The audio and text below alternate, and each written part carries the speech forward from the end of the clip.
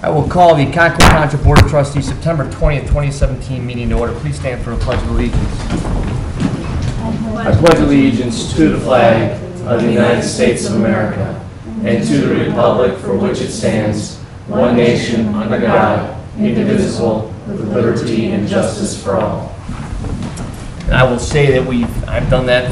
This is the 4th time this week of doing the Pledge of Allegiance, and that's the best one still. So, roll call. Mr. Malcheski? Present. Mr. Galloway? Here. Mrs. Luda? Here.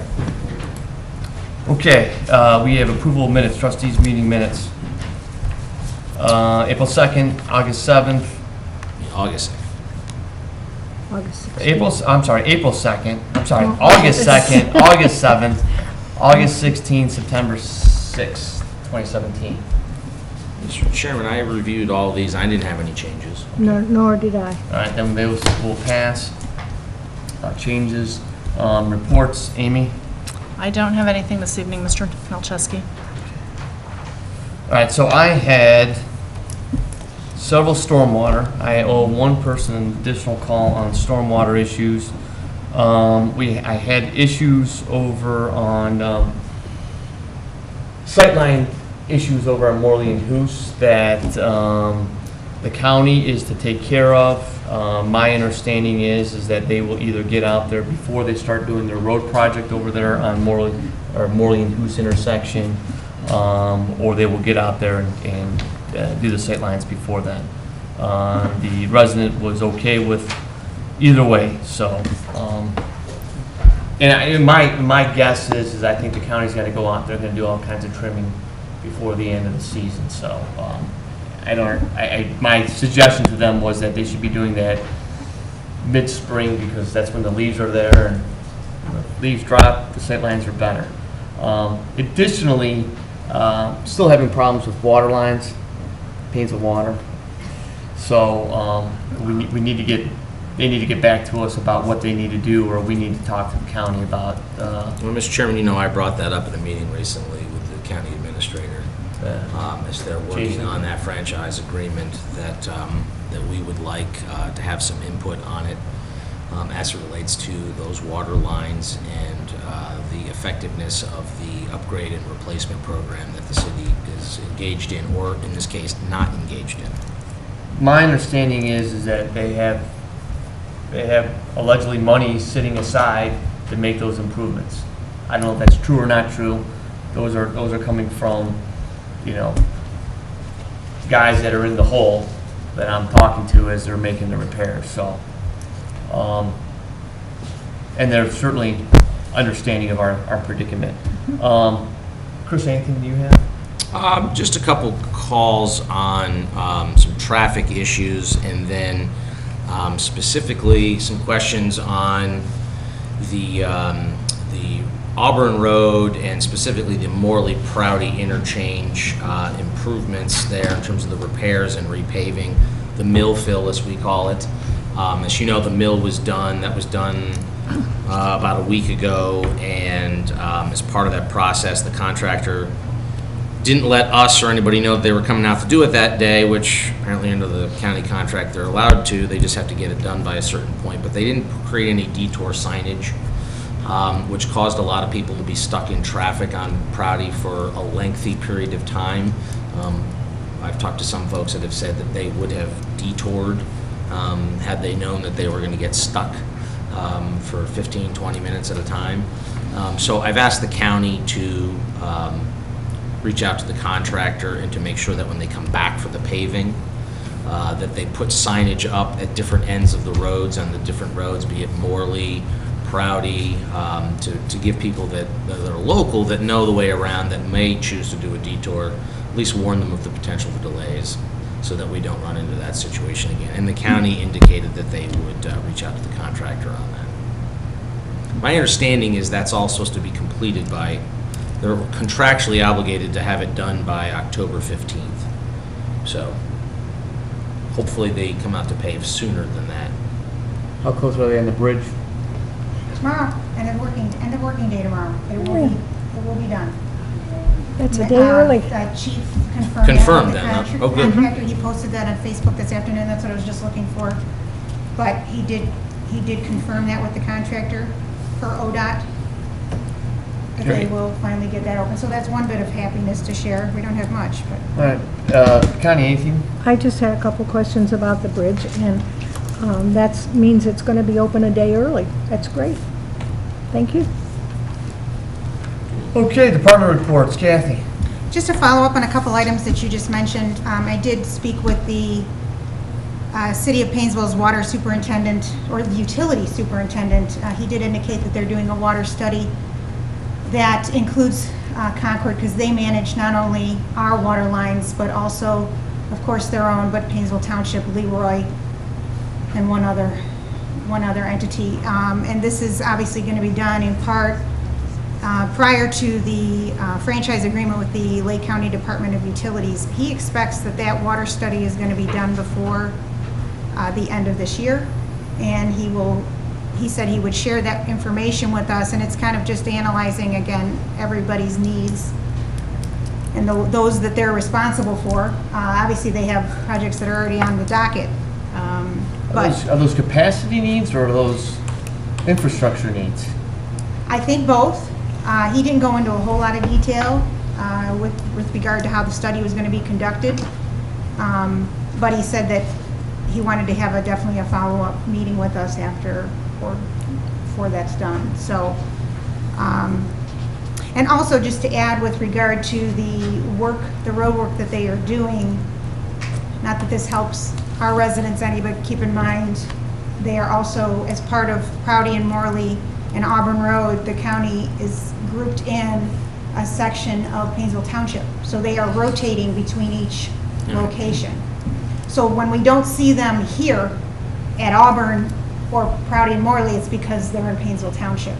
But they are circulating for the next month between, well, less than that now, but between those three locations. So I know everyone's frustrated. Yeah, they suggested they would be out next week doing over by Morley and Button, or Morley and Hoos. It's my understanding they're going to be on Auburn Road tomorrow. Yeah. And then lastly, just a report on behalf of the Recreation Department. They are holding their 9th annual Halloween haunt. I know it's not till the end of October, but we're already getting calls about Halloween. Thursday, October 26th, 6:30 p.m. This has been a great event that the Recreation Department has done. It begins at Riders at their cafe at 6:30. Last year we had upwards of 400 kids that had participated in the event. So it is actually very well attended, and all the businesses in the grist mill actually really look forward to the event. So it's fun. Parents obviously walk along as well, and bring your cameras, and she says be ready for fun, as you know Deb would say. So more information on that, you can contact the community center at 639-4650. Okay, good. Audience portion. We're going to stick with our same format before. We'll do 3 minutes unless someone needs an additional minute. I'll be more than happy to grant that request. So, anyone from the audience? Mr. Massey? Just state your name, address, and... I'll try to be real brief, but my name is Brian Massey, 8196 Rainbow Drive in Concord. Mr. Galloway, at the last meeting, you graciously offered to answer any questions that I may have. I'm here with questions tonight. Absolutely. The first question is regarding the appraisal of the 7 acres of land purchased by the township. I've heard conflicting statements on whether or not there was an appraisal on the land. On separate occasions, I was told that the state of Ohio required an appraisal, and then when I asked for a copy of the appraisal, I was told there was no appraisal. So my questions on this subject is, was there an appraisal? Who did the appraisal? And if there was an appraisal, may I have a copy of it? If there was no appraisal, on what basis did we pay $980,000 for the 7 acres of land? Is that clear? Yeah, very clear. Okay. Again, I'm not expecting you to If you've got answers tonight, that would be great. If you don't, I would appreciate it as soon as you Sure. got it. We'll get everybody in, and then we'll go through and answer. Super, thank you very much. Yep. Regarding the use of the JED funds, again, I've also heard conflicting statements on the use of taxes collected from businesses and employees within the JED. In one conversation, I was told that the JED funds can only be used for economic development within the JED. In another conversation, I was told that the JED revenue may be used by the trustees as they deem necessary within the community. So I'm confused. It's either it is or it isn't. So my questions are, may the tax revenue collected within the JED be used for any township need outside of the JED? How do the trustees envision using the future JED revenue? Item number 3, regarding the payments to the Chicago consulting company, Reisinger and Associates. Upon reviewing the cash disbursements journals for the year 2016 and 2017, I calculated that the township paid $319,872.64 to Reisinger and Associates out of the JED funds to develop the proposed town center. My questions are, am I correct in that amount? It was merely a matter of going through the cash disbursements journal and highlighting the check numbers for Reisinger and the associated amounts. So I'd like confirmation. We're just south of $320,000. Number 4, regarding the costs of maintaining police and services within the community. Upon reviewing the township's annual revenues listed on the township's website, I noticed that the 2015 tax revenue for the fire levy was $3,132,124, and for the police it was $595,511, for a total of $3,725,635. In 2016, the total tax revenue for those funds were $4,490,000, an increase of $764,000 or 20.5%. For the 7 months ended in 2017, I see that the tax revenue for those funds were $2,986,000. When annualized, that number becomes $5,120,000, which represents an increase of just short of $1,400,000, 37.4% over 2015. I also discovered that the 2015 safety levy was deemed continuous, which means that the real estate taxes will be paid by the Concord residents forever without any possible future votes. My questions on this subject are, is the levy bringing in the revenue that the trustees envisioned when they voted to place the safety levy on the ballot in November 2015? And why did the trustees deem it necessary to treat this as a continuous levy and remove the taxpayers' input in future years? All of these questions lead to my final point that I'd like to mention. And I'm not only speaking, to the trustees and the administration or to the people, in the audience. I'm talking to the people in Concord Township as they view this video. I'm asking them to wake up, and I'm asking them to stop acting like sheep. If we continue on our current path of ever-escalating real estate taxes, we are going to price Concord residents living on fixed incomes out of their homes that they have worked all their lives to achieve. I was told by the Lake County Board of Elections that the 4.9 mil Riverside levy passed by voters will appear on our tax bill in January. For every $100,000 of assessed valuation, that means $490 additional tax that they're going to have to pay. I was also told that we will be voting in November on 2 additional real estate tax levies proposed by the Lake County Job and Family Services. I've asked for detail. I have yet to find out some detail on that, but I will, and I will report it to the residents. These two levies are listed as renewals with increase. The proposed increases total 31.28 mils.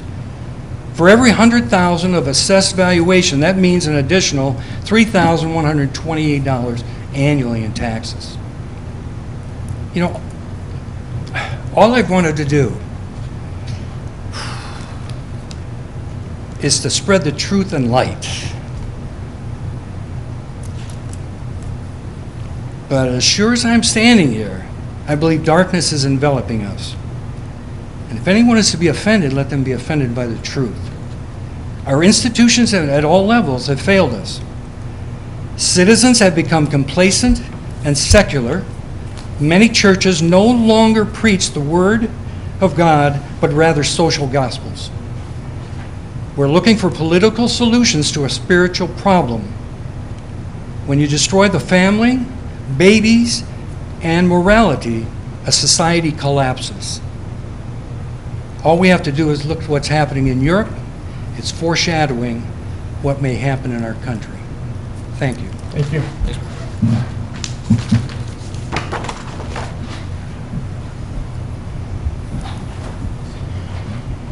Anybody else in that role? Next. How about over here? Anyone? Vanessa? Rick's coming. Rick's got it, Vanessa.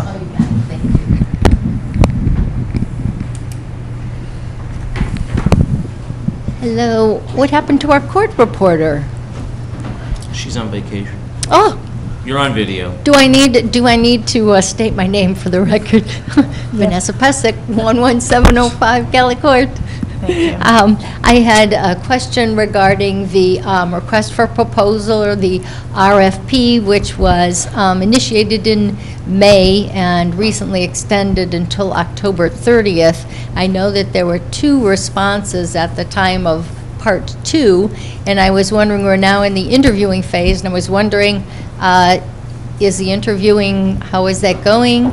And are we continuing? Do you plan to make an award at the end of the period, or have you decided that neither company will work, given the fact that there was a repeal in the high-density zoning that you had originally proposed? And then second, I just wanted to quickly mention that the traffic still along 44 and on Auburn and things is still really bad. I was going south on 44, and for a half mile it was backed up before getting through the 90 intersection. And it was ironic because I was coming from the Lake County Engineer's Office, and I was looking into some of the ODOT and Capitol Parkway and that whole process that you were in the process of for the last, I don't know, since 2007, I guess, regarding the extension and the way Auburn flows or doesn't flow across 44. And I looked and saw that the only traffic study that I could find was based on a 2007 traffic study that was published in 2008. And it was based on a low-density rural amount of traffic going through all of the intersections. It never ever contemplated something as large as a 2015 zoning change that you made, or the gargantuan 2017 zoning change for Capitol Parkway and this whole high-density urban vision. Nothing changed in 2017 though, right? Not yet. Yeah. But we are not at the end of 27 now, are we? So right now, that project currently, or cost Concord as well as some other entities $13 million, and we're still experiencing a lot of problems with traffic. And so I'm very concerned that if there's any additional higher density in traffic, that that will have significant problems. And at $13 million for just the 2 projects, it seems like an awful lot of money. So I really hope that we'll be able to keep our low rural density as per the 2007 traffic study. Thank you. Vanessa, what time were you on 44 South? 4 o'clock. About 4 o'clock? Yes. Yeah, so not during rush hour. Backed up. Thank you, sir. Any additional comments prior to us closing the audience portion?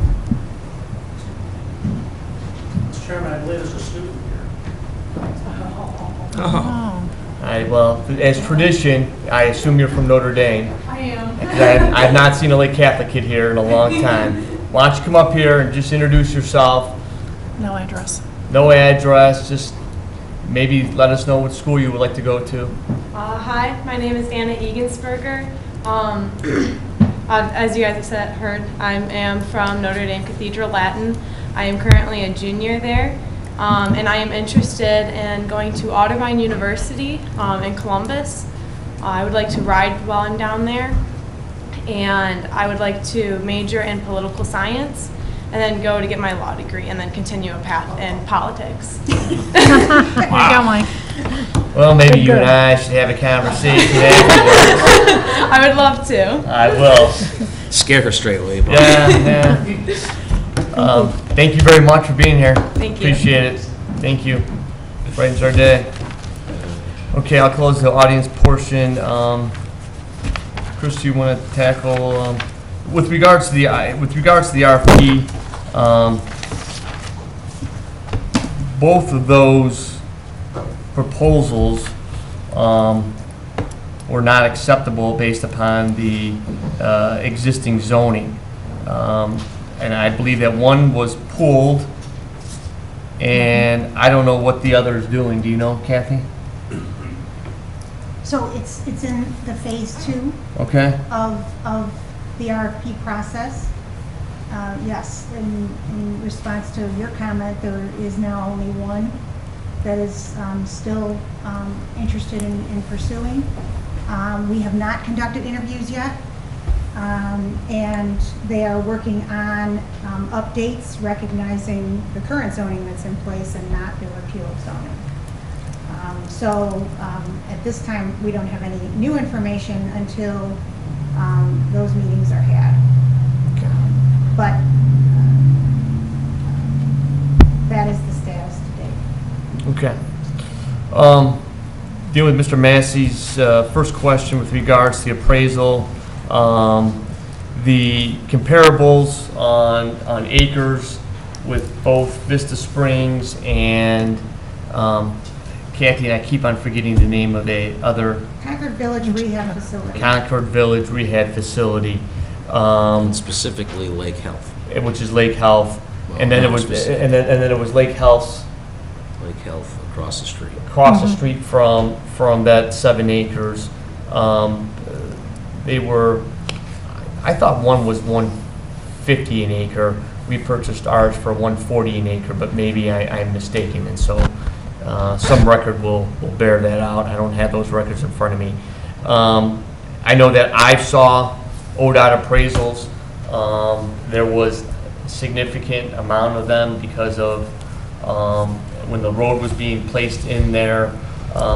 Each entity that was that required right-of-way access required appraisals, and so whether those are filed in court or not, but I will check. But at least I know I saw appraisals. Chris, any comment on that? Well, no, specifically on that point, the 7 acres that we purchased matched the price that Lake Health had purchased, I want to say 11 months earlier on a very close, if not identical sized piece of property on the opposite side of Capitol Parkway. Correct me if I'm wrong, Mike, that Ohio Revised Code did not require an appraisal on that purchase. Now, the state statute governing the purchase of property by a township indicates that it is a discretionary component on the part of the trustees if it was needed in that, but not required. They could use comparables. I apologize, I can't remember the specific, I think it's 505.03, but it's right in the statute.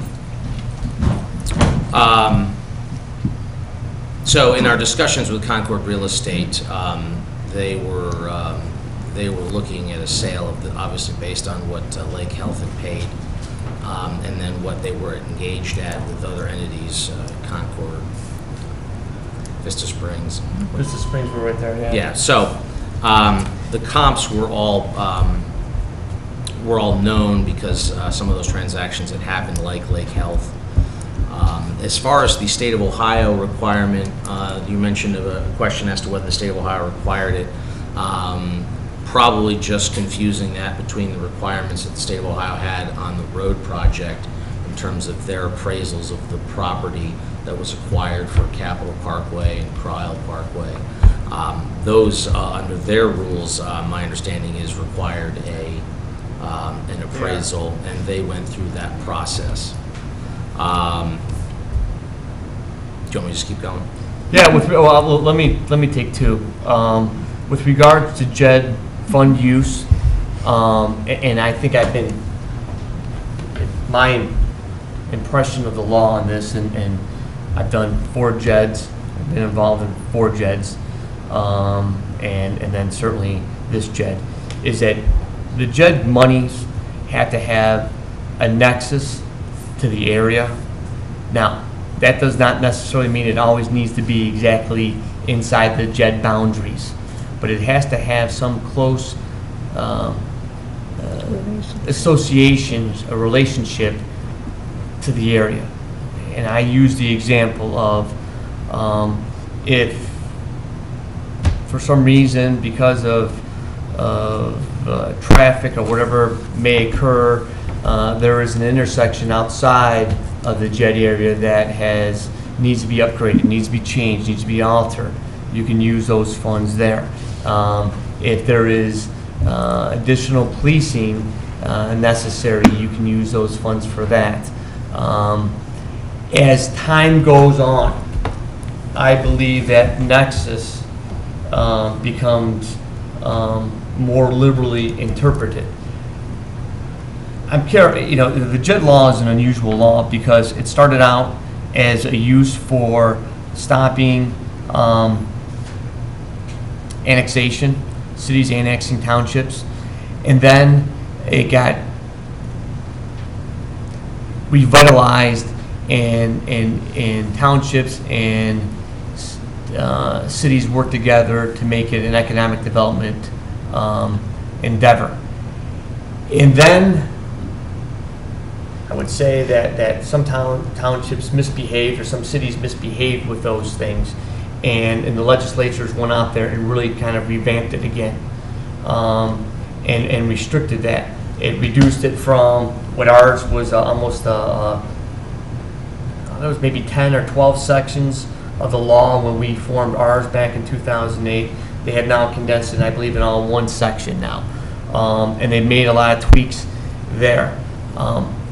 Because of that, and there's not a lot of case law on that, but because we know the legislature is watching how townships use that and how cities use that, I believe that you have to have that continued nexus of how you spend those funds.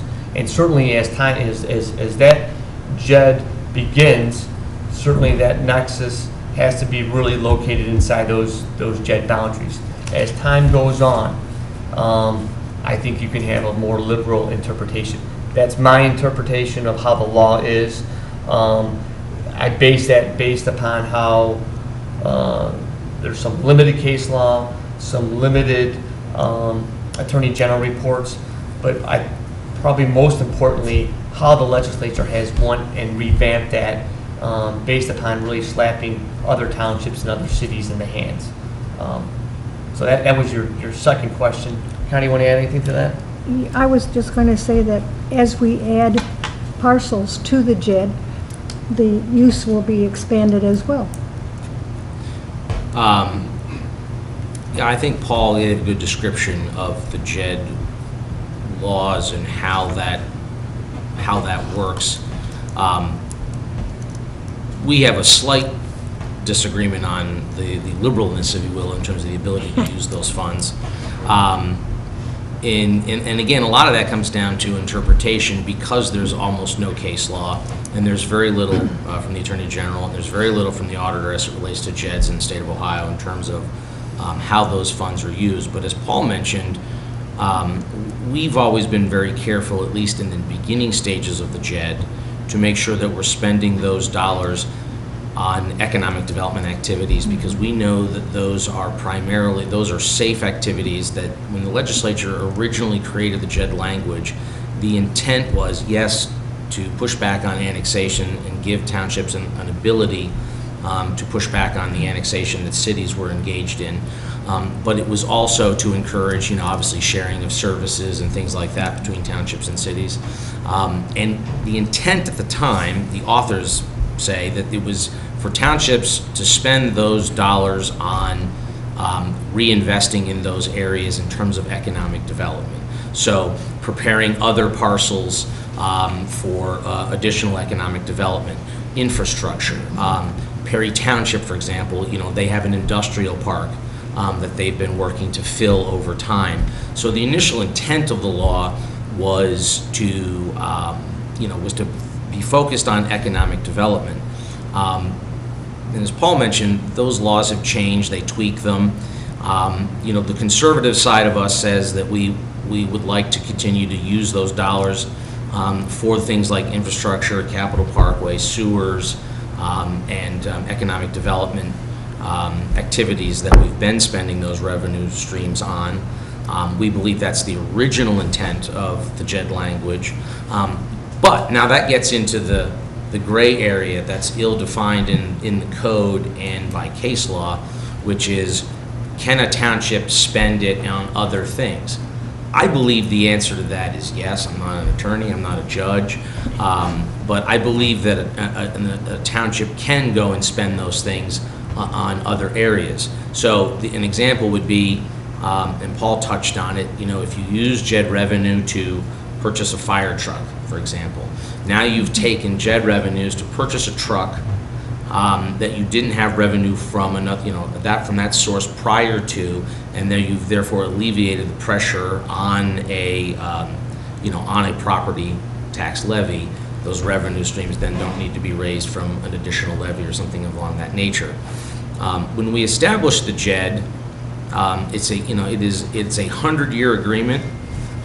The intent was that we would work slowly and carefully to expand the JED when there were partners that wanted to join, but they've been added in, and to use those dollars on things like the roadway and infrastructure to then expand that area.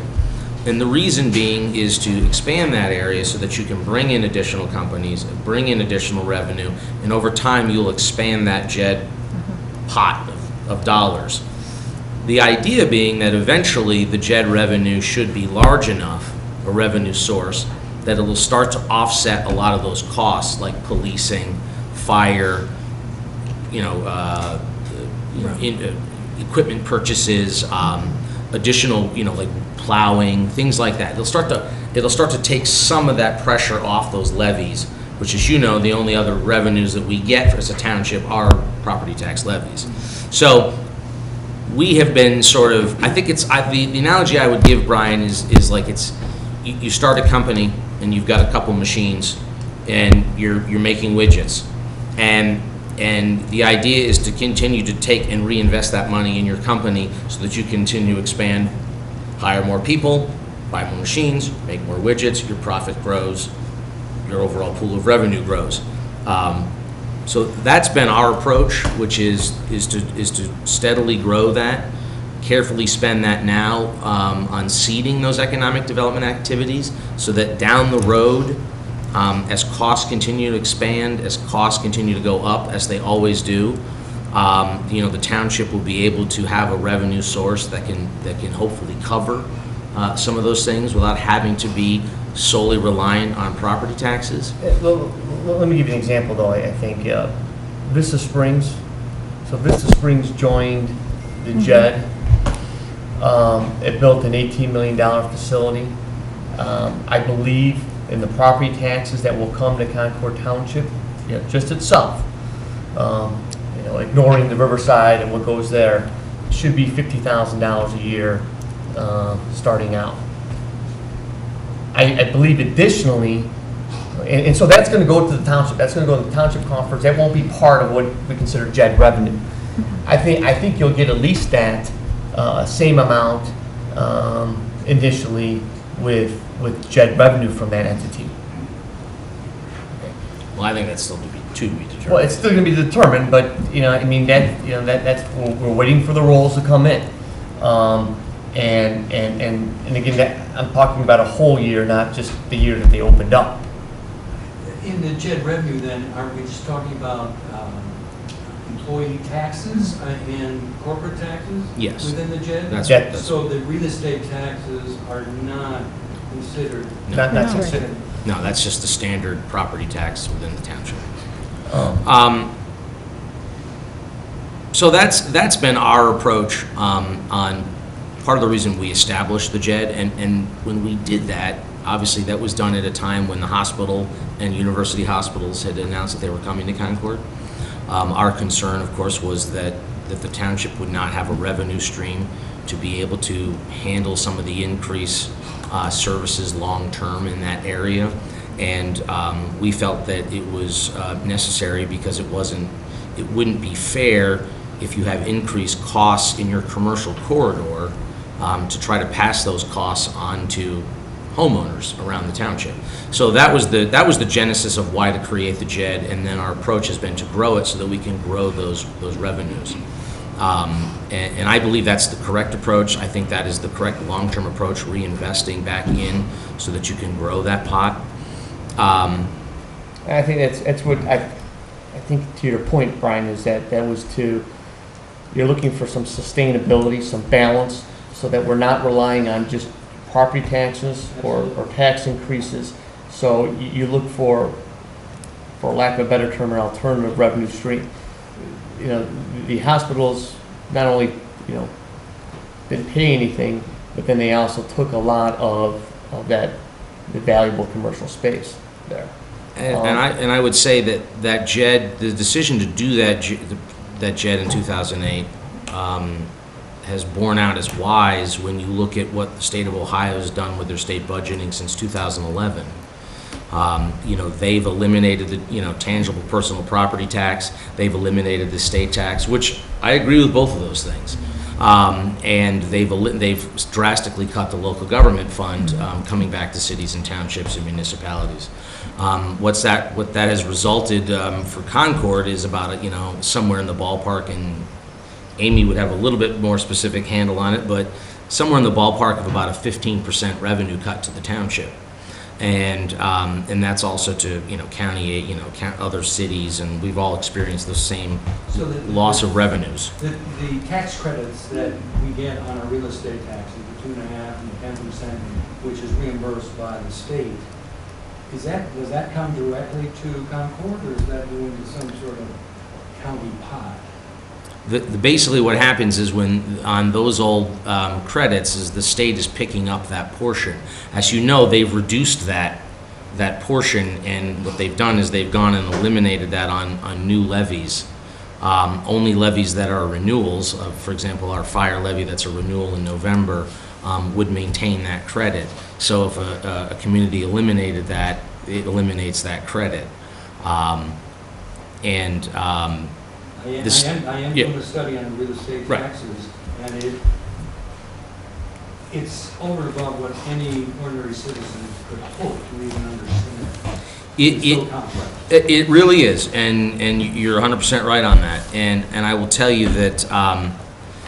So I mean, when you look at revenues, the JED, as the state continues, and I believe the state will continue to pull back on a lot of this stuff. It's not a secret that Governor Kasich's goal on this.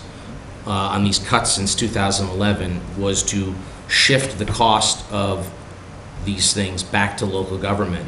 And in essence, it seems to me like they were trying to establish for folks to understand what the true cost of all those levies they were voting and not by having the state pick up an enormous amount of it, and not having an estate tax pad bottom lines, and not having tangible personal property tax pad bottom lines, and then, of course, the local government fund. So all those cuts have resulted in about a 15% reduction, in revenue to us in the last since 2011. So the JED is certainly, with hopefully, as it grows, will eventually be able to pick up that slack and cover those costs that the community is. That's the liberal part that Jessica was talking about down the road. Right. So and I think that's a great. The now is applying it to economic development activities to grow the pot and to grow that in a sensible way, so that eventually those revenues are available for all purposes in terms of, and a lot of that is an us decision. You have some communities that, just want to take it, throw it in their general revenue fund and spend it on pencils and, anything they can to just keep the lights on. There are communities like that. As our commercial corridor develops, it affords us an opportunity over time to be able to properly manage that and grow that so that it is a good revenue stream in terms of balance in the future. And that was really what our goal was for when we're no longer trustees, down the road, that some board 30 years from now at least can rely on that and know that that's there as something that's been put in place. In relation to your question on Risinger and Associates, I don't have the exact figure in front of me. I can certainly double check that, although I do believe your figure sounds about correct. You had a question on Police costs. Oh yeah, the police costs. Not having that in front of me on the tax revenue side. That does sound about right in terms of our expenditures on fire and sheriff that you outlined. That would be both safety force levy and the secondary. And the secondary stream. So that would be 2 fire levies. Well, I'm sorry, No, what but- used to be 2 fire levies and a sheriff's You levy now to a safety forces levy and a fire levy. So You repealed the 2.0 fire levy and the 1.0 police levy when this was accepted. The contract with the sheriff is approximately 700 and some. The dollar amount just changed. I'm gonna have to look at that. The payment just changed. So your numbers sound about right to me, without having it, in front of me in terms of a specific spreadsheet.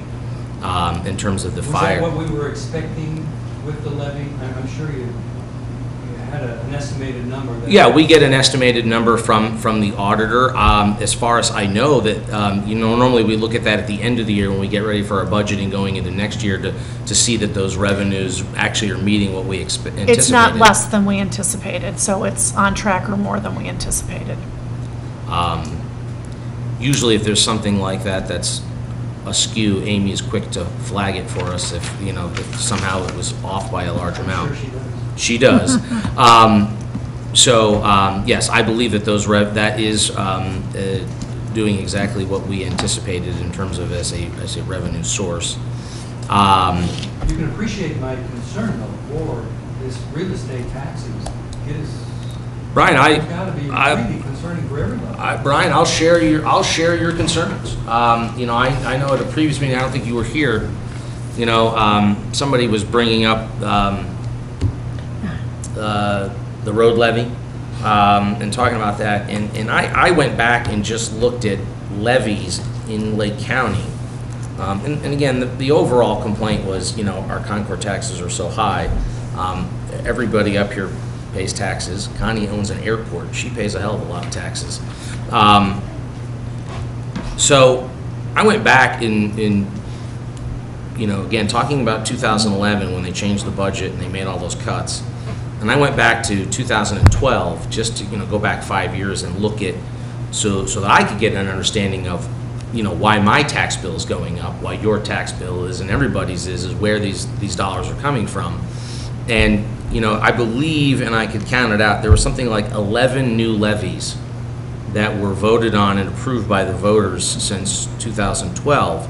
In March of 12, there was new monies for Mentor Library, and something called Lake County Issue 5. I don't know what that was, but it was listed as such on the Board of Elections website. I'm guessing that's one of the county agencies, be it Adams or Jobs and Family Services. November of 2012, Lake Metro Parks had a very large levy that was approved by the voters. In November of 2013, County Children's Services had an increase. So did Lake Tran in November of 2013. In May of 2014, Lake Metro Parks was back again with additional revenue that was approved by the voters. Lake Tran wasn't a real estate tax, that's Was that a bond? no, that's sales tax. Okay. Sales tax. All right. I stand corrected on that one. But we're still paying that. November of 2014, Lake County Adams Board, the Morley Library. In November of 2015, Lakeland bonds and a Riverside issue. In November of 2014, there was a sheriff renewal in Concord that was not an increase on the old sheriff levy, which was subsequently rolled into the safety services levy. And then in March of 16, Mentor Schools on that portion of the township had an increase, and then November of 16, Riverside had a bonding issue, and then of course in May, the 4.9 from Riverside that has not yet hit our tax rolls. So from that standpoint, that's when we talk about our taxes going up, those are the levies that in the last 5 years that the voters have approved, to your point, in terms of increases. And See, we're not just a standalone, entity as a township. It is a county-wide issue. When I talk about the Job and Family Services, decisions made in the city of Painesville impact us tremendously. And people are not aware of that. well, and let's be honest. I mean, Concord Township is a donor community. When you talk about Job and Family Services and some of these other, service levies, be it a senior levy or whatnot, Concord Township is the second highest level of sum total property valuation in the county. Only Mentor is higher. So the auditor does an annual estimate of the property value, the real property value within every community, and they put an actual number, X billion dollars. The Mentor has an extra 20,000 people over Concord Township. It has bigger industry with regards to buildings, and those values are much higher. And they're by far way larger than us. Yeah, but they're larger than everybody. But Concord is even bigger than Willoughby in terms of property valuation. Can you gentlemen have any impact at all outside of the township? What I'm asking for is I'm asking for you to reach out into the city of Painesville, express the concerns that you have for the decisions that they make impact the township residents. Here's my opinion of that, and I have always felt, whether it's Concord Township or Lake County in and of itself, is ripe for growth and economic development, because I think that's what reduces those property taxes. And it's a stable entity.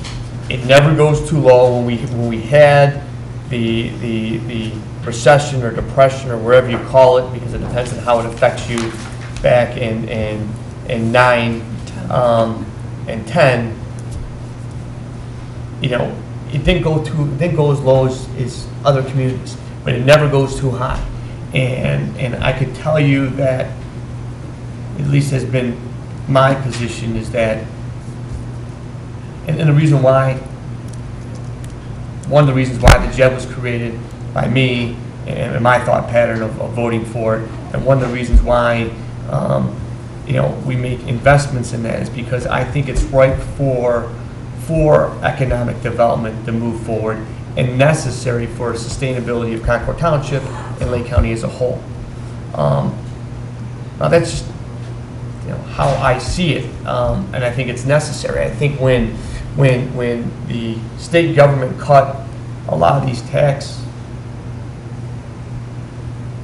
taxes that, that we were paying and receiving from, the local government fund.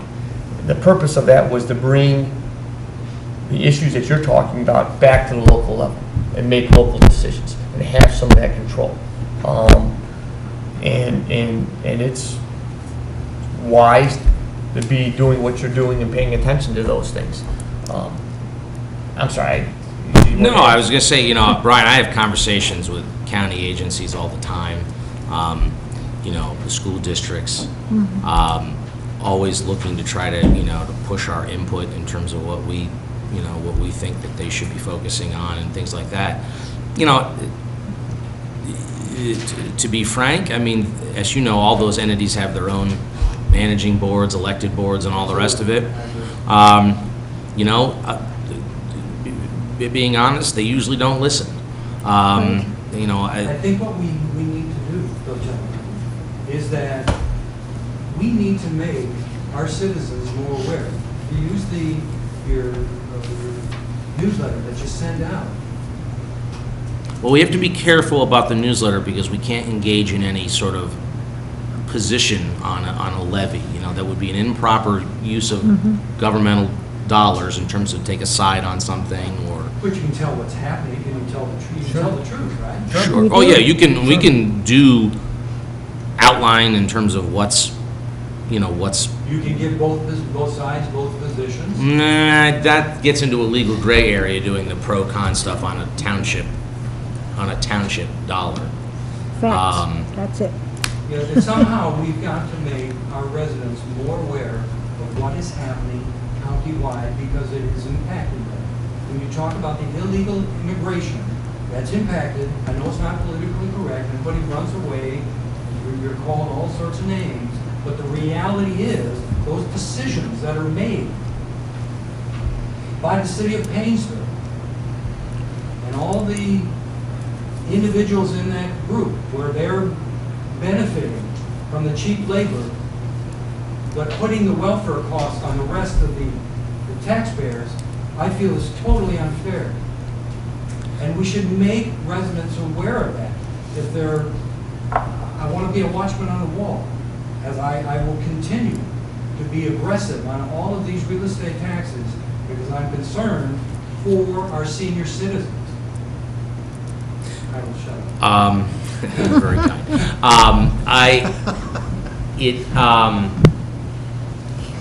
Bringing even, your example about what other entities do. I mean, Paul outlined earlier some of the issues with the city of Painesville and their water lines. That's a real issue for us in terms of a service to our residents that are getting poor service on water lines and things like that because those reinvestments under their franchise agreement, in our opinion, are not being made adequately to upgrade infrastructure as it should be. So there's another example, beyond what you've just outlined of where something, is that we're relying on another entity to spend dollars in Concord, and maybe they're not doing it the way we want, and we're constantly struggling with them. We go through the same thing with the county engineer when our annual meeting with them, pushing them on road projects in Concord, places that we know that need to be fixed up, roads that need to be attended to. Hermitage Road needs to be completed. There's some other areas on county roads that need that. So that's a large part of it is a lot of what we do is just it's advocacy without a lot of teeth. Yeah, that's the frustration with Painesville Water is that we're not in contract with Painesville Water, but the county has a relationship with them that because of their franchise agreement. So now you have to advocate to the county to be tough and hold Painesville's water feet to the fire. Meanwhile, we have to deal with our own relationship with Painesville Water and saying, listen, you guys got to make things right with our residents. And what took place a couple of weeks ago, where you had breaks in Quail and breaks on Pine Hill, all in the same, and you had breaks in Painesville. So it was one line that broke. I could count at least 12 different places. I can appreciate when the issue is from the legal standpoint. But what I can promise you is the residents, the concerned residents, will do everything that we possibly can, that if it's not within your jurisdiction to be able to do that, we will use social media to get the information out to the residents. And we'll use the pro and con on all the issues. If you can't do it, we will promise you that. Brian, I think that's great, because I've said for years that it would be good if there was a little bit more of an active pushback on a lot of these county agencies and their levies and all the rest of that. And I agree with you. I mean, it rarely happens. The old axiom of if you want to get somebody's attention, you don't hit them in the head, you hit them in the pocketbook. And I think that's what we're coming down to, ladies and gentlemen. With this 4.9, and if this 31 mil levy passes for the Jobs and Family Services, you're going to see more people in here complaining. And it's something that you have no control over. Right. But we need to educate them. I agree, and I think, you know, even to this point, there's still a lot of people that aren't yet aware of the 4.9 mil levy that was passed last May. They are going, and Paul and Connie know, we know about getting complaints on things that we have no control over. That's a pretty normal thing for the township, because there is so few things that we control. You know, as an example, only about 17% of your total tax bill comes to the township. I checked that number out here. Yeah, thank you. And so, I mean, I'm guessing that will, with the 4.9, that percentage would go down, but regardless, the bill is still going up that we're all going to pay. So I agree with you. I think that there is going to be some tax revolt from the residents coming. I talked to the State of Ohio Auditor's Office, and I was told that there's going to be a reevaluation of agricultural land, be devalued, which means that I know that's a hot button in Columbus right now. I'm a member of the Farm Bureau, and that's that's the legislative priority to. And see, the problem that we have is that everyone, whether it's the federal or state level, everyone has lobbyists, but the residents have no one to speak on their behalf. There's no lobbyists for the residents. You got all of the Farm Bureau, you got this lobby, that lobby, and they're all getting their share, and it comes back to the residents. And that's what I'm objecting to. And if we have to knock on every door in Concord, we're going to tell people, wake up, because it's going to cost you your home if you're not aware of what's going to happen. Well, I would encourage you to knock on doors outside of Concord too, because Concord's only one community in a very large county. And as you know, these levies tend to. I can't even get News Herald to publish anything that I'm writing. You know, if you look at some of the park levy stuff, I mean, it's an example. It usually wins heavily on the west side of the county. Even though oddly, you know, 15% of Concord is actually owned by Metro Parks. Right. I've always thought that an oddity that folks in Wickliffe and Willowick vote overwhelming for it and pay it for parks that aren't even in their communities. But thank you. You probably want to get moving. I'm going to ask for a vote for the service department's PO. No, we didn't get Vanessa. Did you answer her questions? Yes, We did. Sorry. Oh, sorry. I just did the one, okay. PO number 64-2017, change order for Patio Cement Inc., not to exceed $35,000 for repairs on Waterfowl Way. So moved. I will second that. All in favor, say aye. Aye. Aye. Fire Department request for Lieutenant Michael Fidel, step increase effective 9/16/2017. So moved. Second, and Mr. Chairman, this is, of course, part of their contract. Yes. As percent to the union agreement. Right. Resolution We 2017-28 have to vote. authorized. We didn't vote. Oh, We did a second, and then all in favor, say aye. Aye. Resolution 2017-28 authorizing the Concord Township Board of Trustees to enter into a settlement agreement and mutual release with MedPro US Inc. so moved. Second? Mike, do you want to have an explanation of that? Yeah. Sure. This was a contract that was entered into for the benefit of the fire department of the township. There was an issue regarding the equipment and not being as understood to be part of the material provisions of the contract. We sent a letter at the request of the Board of Trustees demanding a rescission of the contract and the return of the unused funds. There was a rescission of the contract agreed to. There was a recovery of an overwhelmingly large proportion of the money that was yet to be used in the time parameter of the contract. That check has been now returned to the law department, and we're asking for the settlement agreement and mutual release to be signed in order to cash the check. All in favor, say aye. Aye. Thank you, Michael.